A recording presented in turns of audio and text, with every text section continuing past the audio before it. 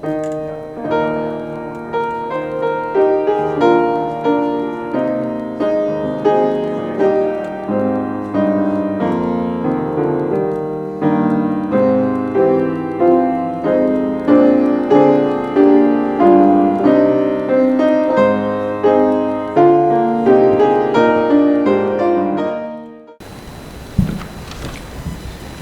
morning. Our prelude this morning is a familiar hymn to us, gathered here. And in today's service, Elizabeth is going to speak a lot about metaphors in our hymns. And in this particular hymn, we refer to gathering here in one strong body. And although not all of us may necessarily be here with a strong body, we together make one strong body.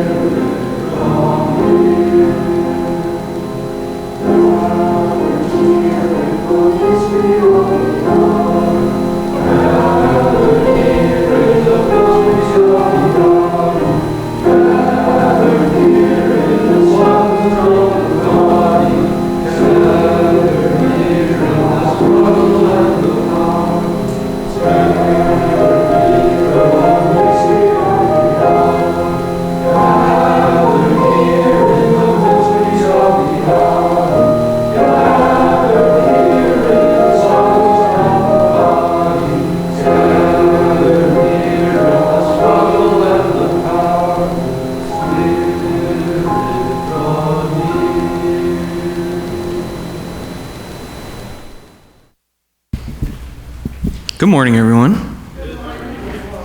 Welcome to First Parish, Unitarian Universalist Canton. My name is John Donovan, and I'll be your worship associate this morning. I'm joined this morning by our minister, Reverend Dr. Clyde Grubbs. And leading the service this morning will be our ministerial intern, Elizabeth Foster. This community honors diversity and joyfully welcomes all who share the values and principles of our congregation. If you're visiting us for the first time today in person, please fill out the yellow visitor card in your pew. You can submit the card during the offering, or you may bring it to the usher. We also invite you to join us for coffee hour, which will immediately follow the service this morning in the parish hall. We also warmly welcome those of you joining us on Zoom this morning. If you're visiting us through Zoom, feel free to introduce yourself in the chat, and our Zoom associate will provide you with any information that you need. We are very glad you chose to worship with us today. We hope you find your time with us to be meaningful. So at this time, I'm going to turn it over to Elizabeth for the call to worship. Good morning.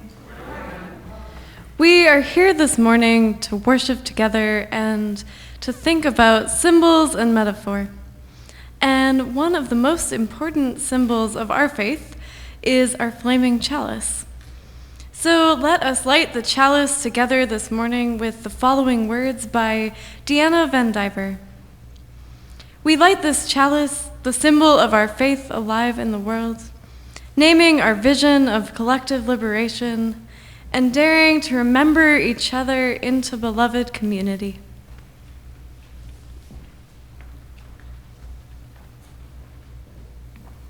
And I now invite you to read our covenant with me. Love is the doctrine of this congregation. The quest for truth is its sacrament, and service is its prayer. To dwell together in peace, with respect and understanding, to seek knowledge and freedom, to serve our fellows and humankind, to the end that all souls shall grow together in harmony. Thus do we covenant with each other and with our God, by whatsoever name we worship. And I believe Jim will now play our opening hymn, which is number 1014, Standing on the Side of Love, just verse 1.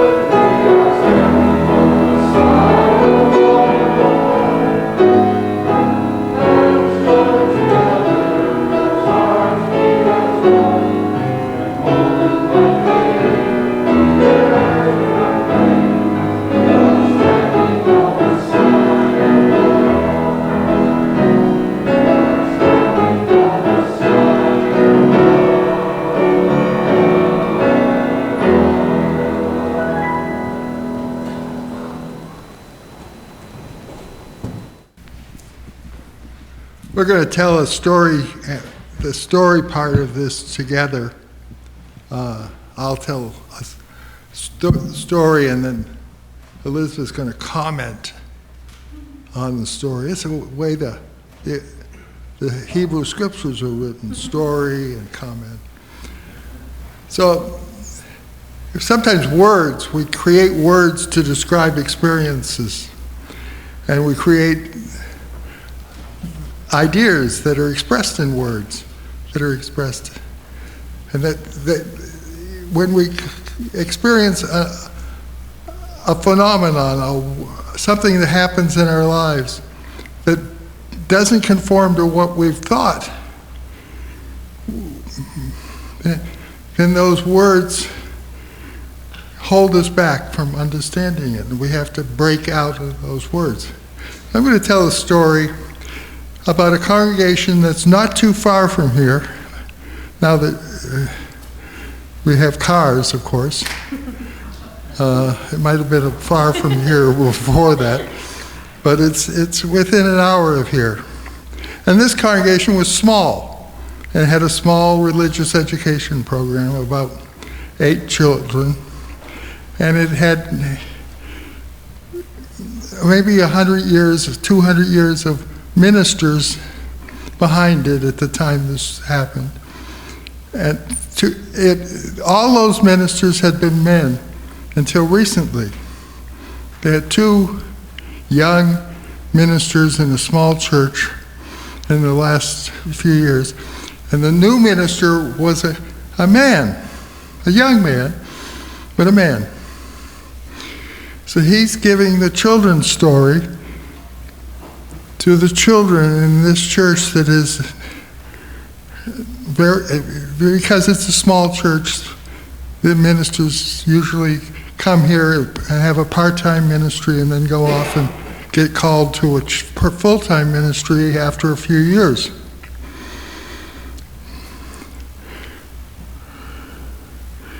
So he's giving the children's story, and a young 7-year-old girl raises her hand and she says, "You said you were the minister. You can't be a minister because you're a boy." Because all that she had experienced were young women ministers. She was 7, and they had 40 ministers before who were all been men, but only the ministers she had seen were young women.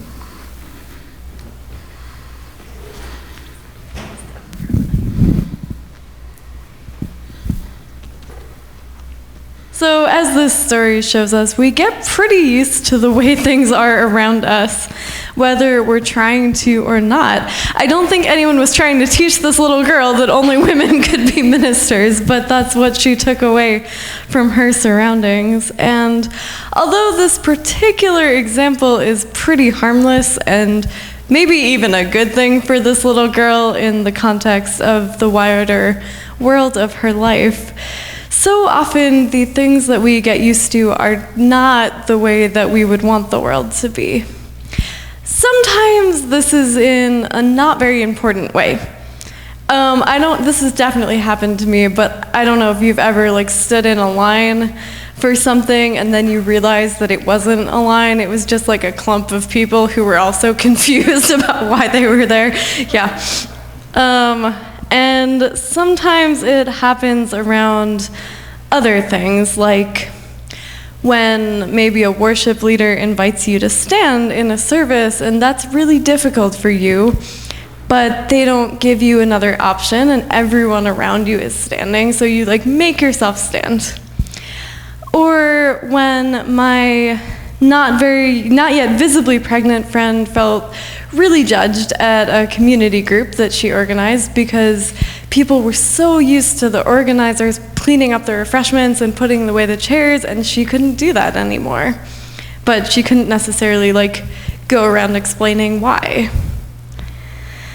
Or when, in our story, you don't have that minister, that teacher, that principal, that nurse who looks like you or represents some aspect of your identity, and it becomes very difficult to imagine yourself in those roles, or sometimes maybe to imagine yourself in the future at all. I was away last weekend because I was at a conference for queer Christians, and a lot of them talked about how for a long time they didn't know that being a queer Christian was a thing you could do. And then, speaking from my own experience, I didn't see someone else using a mobility device to preach until I was 31.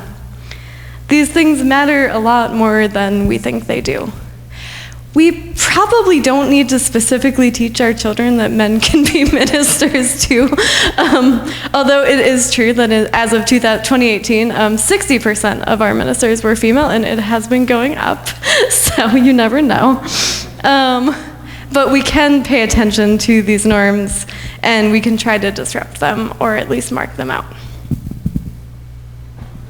This is the time in our service where we lift up the generosity of all of you, members and friends and visitors. Your pledges and gifts keep our doors open and our programs vibrant. For those participating remotely, you may contribute via PayPal or mail your contribution to the church. There'll be more details in the Zoom chat. As a reminder, our Faith in Action collection this month is for the Unitarian Universalist Service Committee, which is currently supporting Ukrainian people facing oppression. There are envelopes in the pew that you can use for your offering. We are very grateful for your gifts. Thank you.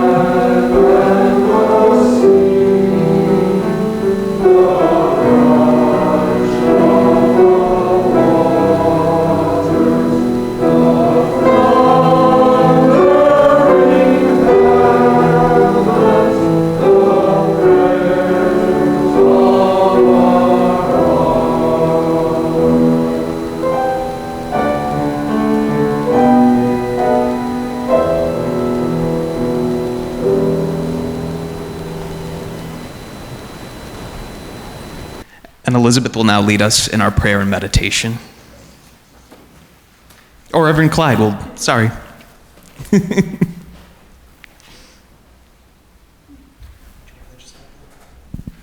Good morning. Day by day, month by month, year by year, we're confronted with all we do not know, that we do not understand, that we do not grasp, and say, universe, you are too wonderful, awesome to be comprehended. We know the cosmos in which we live and move and have our being is more beautiful than we could have imagined. Let us give thanks to the blessing of being here and seeing, hearing, experiencing, sensing all that is wonderful and beautiful around us. Yet, O Spirit of life and love, we need to make sense of the brokenness in this beautiful world. Let us hold on to our hearts, all that are in sorrow, all that are recovering, all that are perplexed, and extend our love to those who are experiencing these challenges and life-altering setbacks. Let us ponder all this in our hearts as we pin our aspirations and we join in the communion of silence, pondering our own prayers and our own thoughts together. We let it be.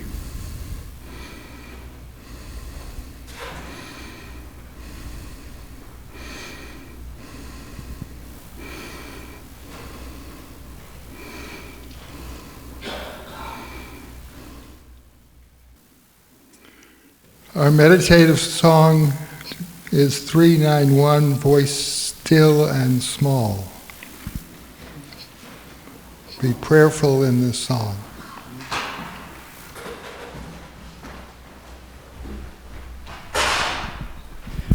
Please join us in singing this song, which we used to sing at services many times.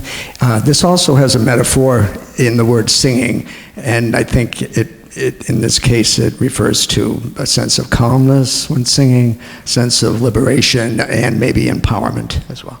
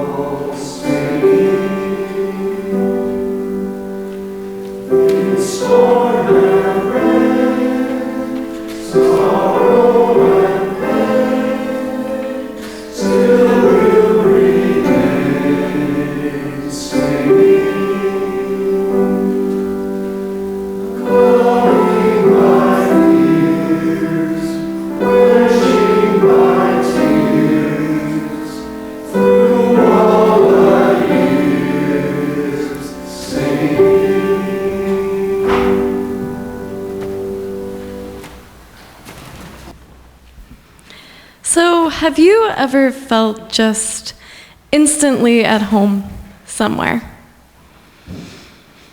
When I was a teenager, I was deeply closeted, even largely to myself.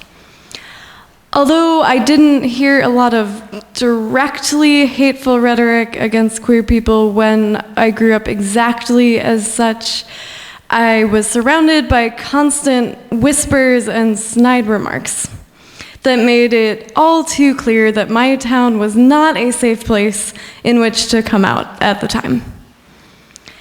But I sometimes attended youth overnights at the Unitarian church. And these events took place in the nursery, and on one of the walls there was a giant rainbow flag poster.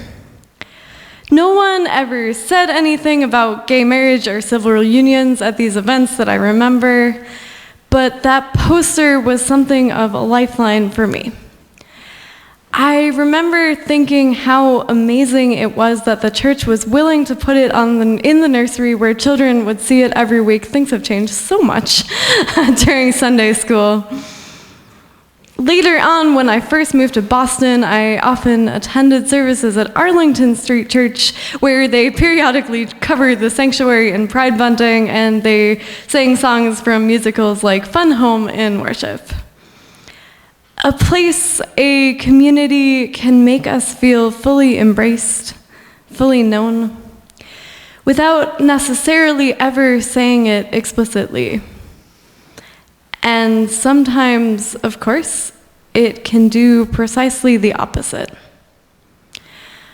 In 2004, Jason Shelton, then a music minister and a popular UU hymn composer, heard UUA President William Sinkford use the phrase, "We are standing on the side of love," in response to a reporter asking for a comment after President George W. Bush had called for a constitutional amendment banning same-sex marriage.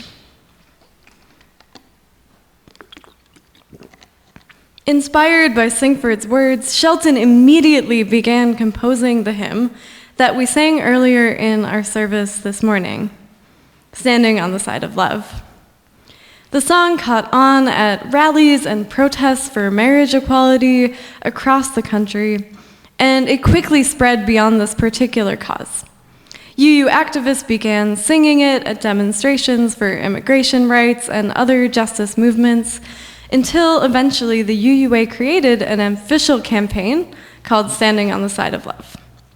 Pictures of large groups of Unitarian Universalists demonstrating in the campaign's distinctive bright yellow t-shirts saying "Standing on the Side of Love" became a symbol of our faith's call to fight for justice and inclusion. But for some UUs, they were also yet another indication of a faith community that often forgets they exist. Disabled people have a long history of contending with a barrage of metaphors that are intended to be inspiring and just so happen to also disparage our minds or our bodies in some way. As Reverend Suzanne Fast, the current president of Equal Access, once put it, in our culture, disability evokes images of weakness, incompetence, dependence, and suffering.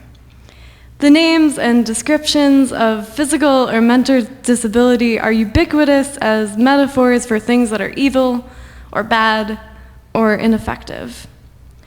For example, we equate an unwillingness to listen with being deaf, a lack of compassion with being blind, a lack of resolve with being paralyzed, and a point of view contrary to our own with having a mental illness. By contrast, our metaphors often equate positive actions with the functions of abled bodies. Fast notes that we stride, we walk, and we stand, and we march for justice. We speak truth to power. We see the holy or each other's best selves face to face. The language we use to express our faith is often not especially kind to nor inclusive of disabled people. And to be clear, this is a problem that is limited neither to our particular faith nor to disability. The Quran, referring to unbelievers, says of them at one point that they are deaf, dumb, and blind, so they do not understand.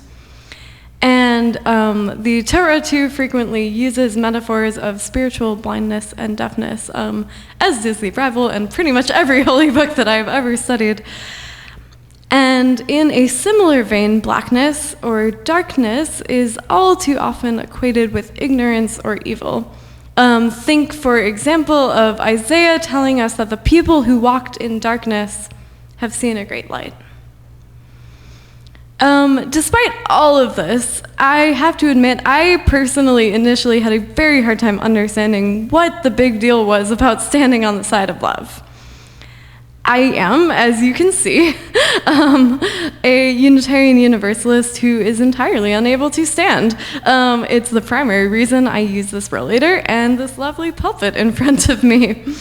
But on a personal level, I've never felt particularly bothered by positive metaphors, like standing on the side of love, or, for example, guide my feet as I run this race. Although I don't think I'll be running any races anytime soon.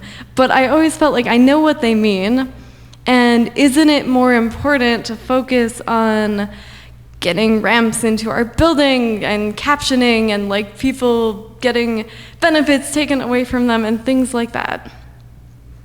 But I came to understand through talking to other disabled UUs that the opposition to standing on the side of love did not come about in a vacuum. And the campaign was, for many disabled UUs at the time, something of a last straw. A couple of years ago, as part of a project, I interviewed disabled UUs from across the country about their experiences of ableism within our denomination.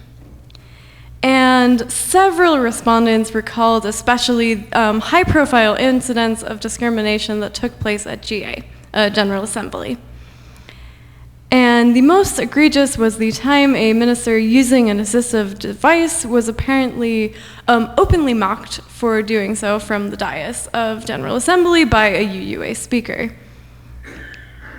There were constant issues, and are sometimes, with captioning and ASL and large print programs being available, issues with fragrance-free spaces, issues with timing and access to assistive devices.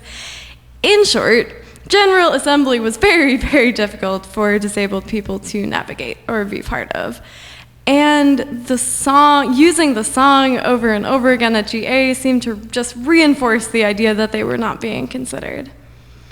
This all came to something of a head at GA 2016 in particular, which was themed entirely around metaphors of walking, and at which these repeated incidents by no means cease to still occur.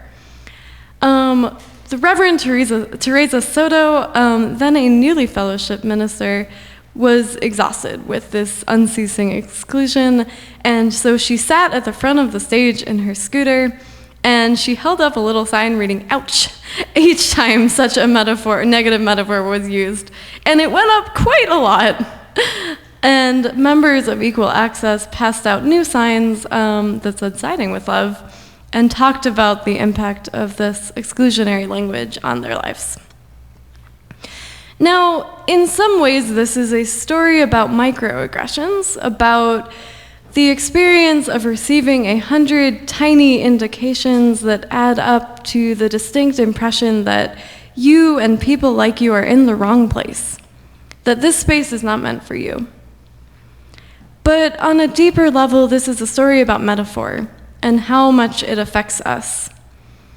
Researcher and theologian Aaron Kidd describes the implications of modern research in cognitive linguistics for churches attempting to combat prejudice.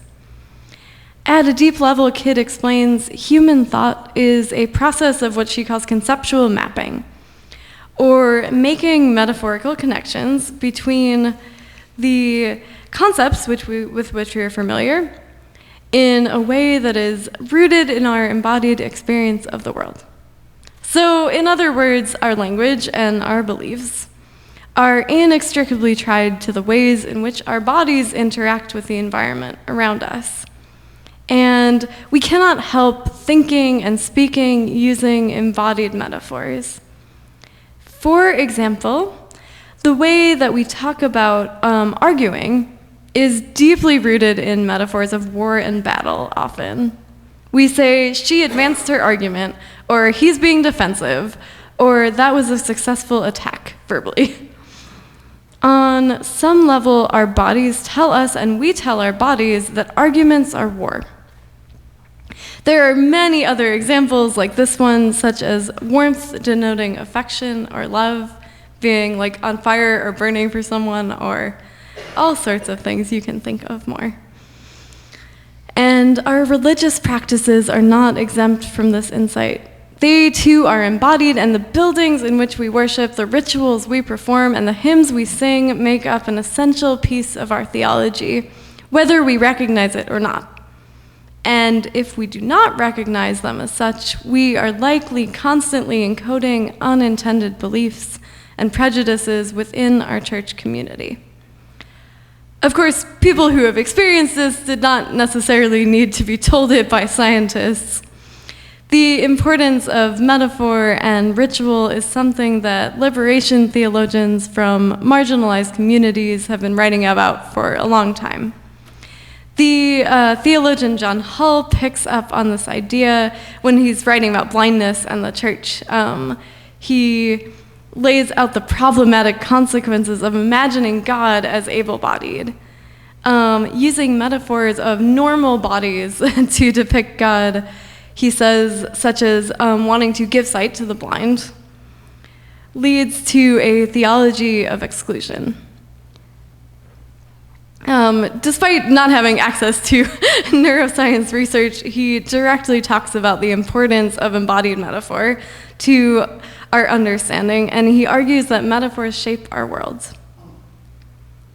Given the ways in which we regularly face literal structures of inclusion, such as stairs, and the inescapable ways that disability is embodied, disabled people already know this to be true in our bones.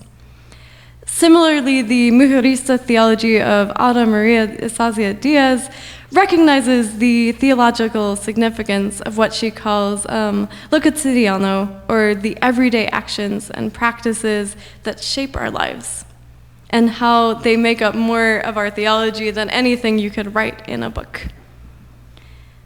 Kidd illustrates this new way of understanding the significance of embodied thinking using the example of white supremacy.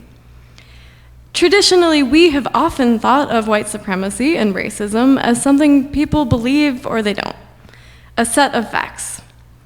By contrast, Kidd talks about the story of a black writer, George Yancey, who noticed that a white woman with whom he was alone in an elevator seemed to automatically respond nervously to his presence. And it's not that this woman necessarily held any beliefs about black men being dangerous. Rather, she operated bodily, automatically, as though Yancey was a threat. As Kidd puts it, ideologies like white supremacy are culturally sustained habits of the body, which persists even in the absence of malice. On this understanding, challenging white supremacy is not a question of merely trying to change your attitudes and beliefs, although you should do that too, but one of changing institutional habits and structures. Within the church, she suggests this might look like having regular contact with black preachers and lay leaders, getting rid of depictions of Jesus as blue and eyed and blonde, and examining our language around darkness and blackness and their equivalents of this in other traditions than Christianity. Of course, this is not going to just end racism in the church, but it can be an important step towards doing so. And what is true for race, in Kidd's example, is also very much true for disability. Our current worship practices, and those of many faith institutions, routinely exclude disability on a deep structural level. A significant number of UU churches are not physically set up to promote accessibility, while in many, people using mobility devices, for example, can at least enter the sanctuary. They cannot necessarily preach, as very few of our pulpits are accessible. Even if they can, they are not perhaps living up to our normalized image of a preacher, which is, even if we do not intend it to be, someone, often a white man, who dispenses wisdom down to us from on high. The same is often true of religious education or fellowship spaces, and so disabled people can come to be thought of as not participating in the community because they can't get there. Although Zoom has changed this to some degree, it is still a real concern. Similarly, in most congregations, captioning, ASL interpretation, and large print programs are not necessarily available, although some of those things are in ours. And neurodivergence is often not welcomed. And as you may start to notice more and more after this Sunday, many of the hymns we sing and the readings we use contain embodied metaphors that do not necessarily fully recognize the humanity of disabled people. It is worth noting here that UUs of color and trans UUs unfortunately have often had similar experiences to those that I have just described, although the details are of course different. But all is not lost for us. And in fact, our denomination in particular has a long history of understanding the importance of language and environment, and of making this kind of change.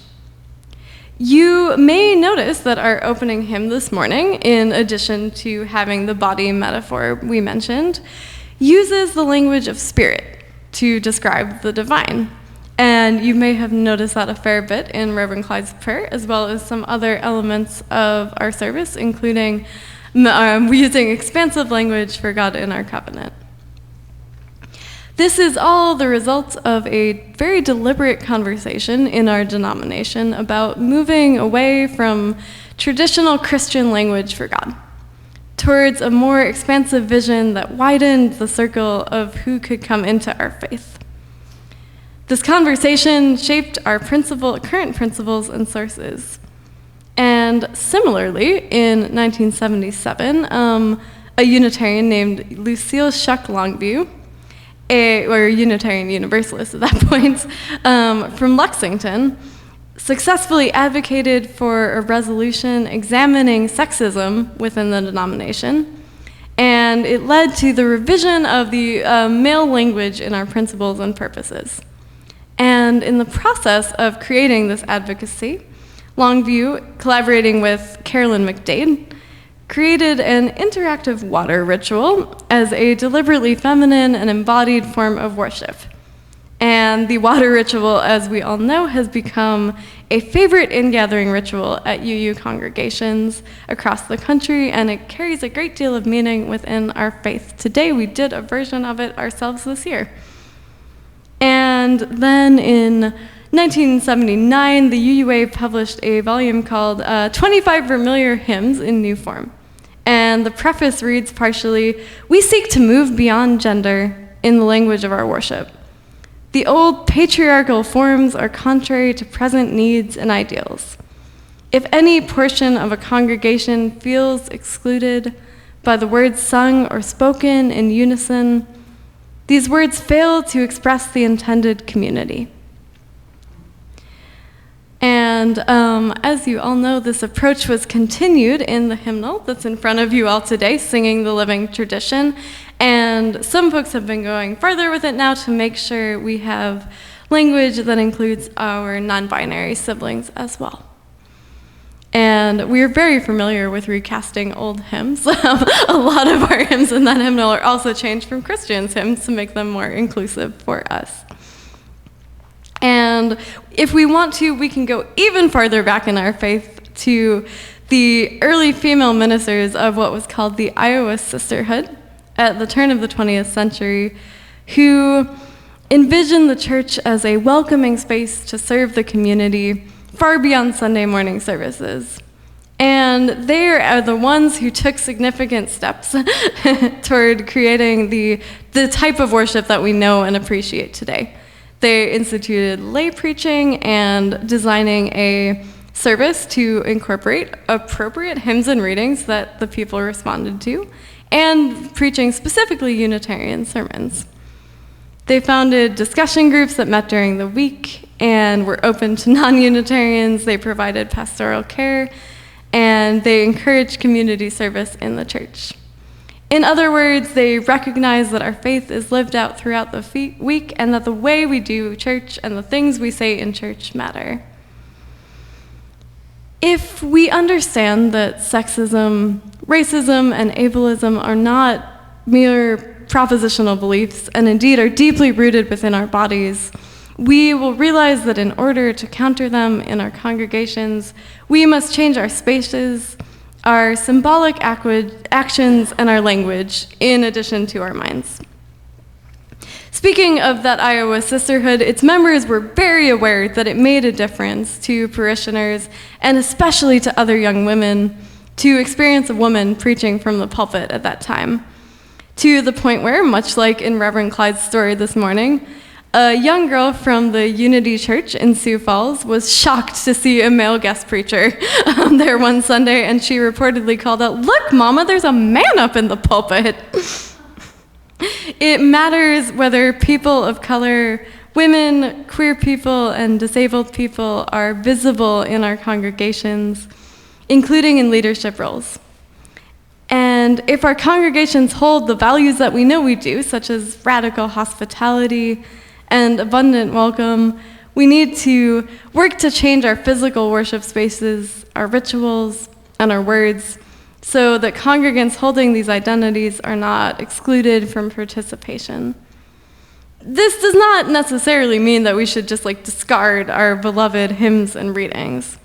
We are embodied beings, and it is almost impossible not to use embodied metaphors in our language. I've used 100 in this sermon.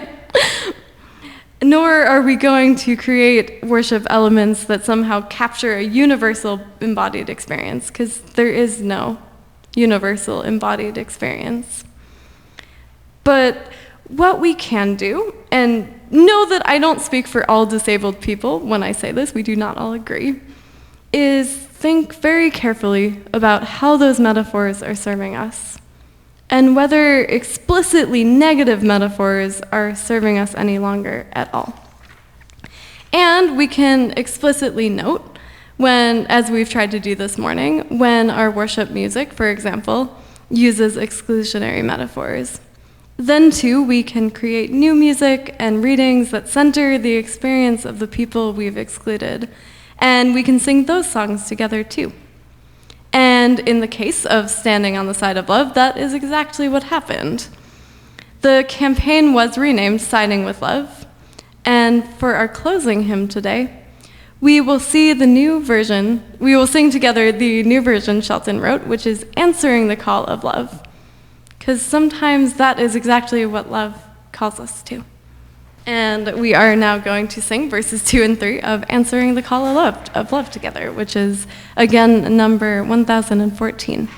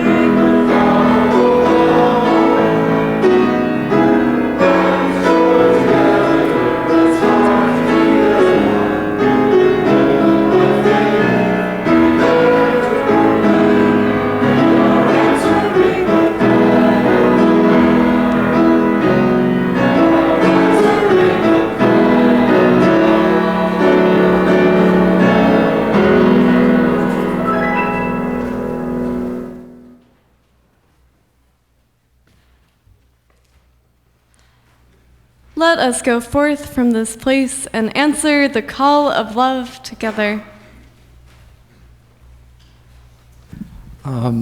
Just briefly, last night I played in my first orchestra concert in 4 years. It's 2019, Springfield Symphony. We did an amazing program. My wife is a member of the Springfield Symphony, and I used to play second keyboard quite often in Springfield, and the principal keyboard actually passed away very unexpectedly about 3 years ago during COVID. Not of COVID, but anyway. So I'm getting to play a couple of times this year, just to be on the stage with those amazing musicians and in the beautiful hall that they have in Springfield. It was quite a night. And it was a concert called Audacity for Hope, and it was all centered around Martin Luther King weekend. The conductor was a person of color. There was music of William Grant Still, who I've played here before, and Florence Price, so I know Larry Cotton's a big fan of, and a black pianist. They went to a lot of the local churches, brought in a huge crowd. It was just an amazing night. It's just such beautiful music, living composers as well as those who are deceased. But anyway, Anne Marie got home from Oregon at 3 a.m., if you can believe it, on Wednesday. She was involved with the FAA thing, and we started double rehearsals Thursday. It was a hard week, so I needed something to play that wasn't going to take me a lot of time to have to prepare. And back on December 18th, I played something called the Wexford Carol, an arrangement of an English carol, which I did not know. It was a beautiful carol. Anyway, it's 5 pages long. I was playing on that Sunday, and I turned my own page, and I found myself playing and thinking it sounded okay, but it didn't. I thought this came later in the piece. Well, it turned out I had skipped over 2 pages. So it's a 5-page arrangement, and you only heard 3. So I hope you don't mind if you hear another 2 pages of this beautiful arrangement today.